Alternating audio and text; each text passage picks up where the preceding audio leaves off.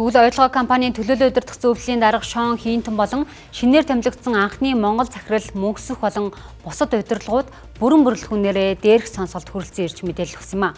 Ойлгоон захирал мөнгөсөх нууцад байгаа гэгдэх мэдээлэл болон жавхланд шивээ толгой ашиглалтын тусгай зөвшөөрлийн талбайтай холбоотой мэдээлэл өгсөн байна. Компани байр суурь бол хэлээд байгаа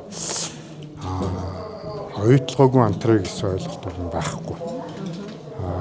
Антраа угаасаа ингээд урьдчилаад хөрөнгө оруулалт хийгээд бэлдээд ингээд зэгцэн тэгээд ерөнхийдөө хин хиндэл аль аль талдаа хамгийн өргөөжтэй хөлбөр нь оюутлага компани байгаа бүх одоо дэд үт хөрөнгө оруулалтыг ашиглаад антраа компани олборлолт явуулах ёстой баха.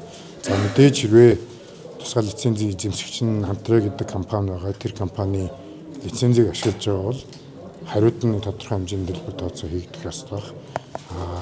Мөн энэ одоо дэлбэр тооцоо хийгдэж байгаа.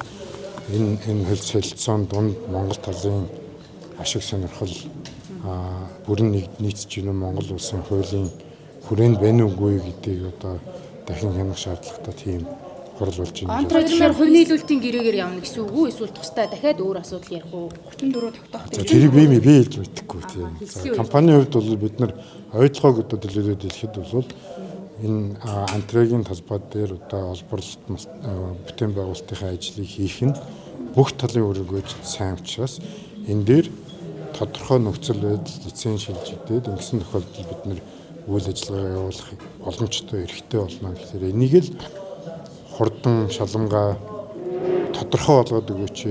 Бид нар ингээд лицензийг аваад үйл ажиллагаагаа тасалдгүй хиймээр байна л гэсэн төгсөлтөө.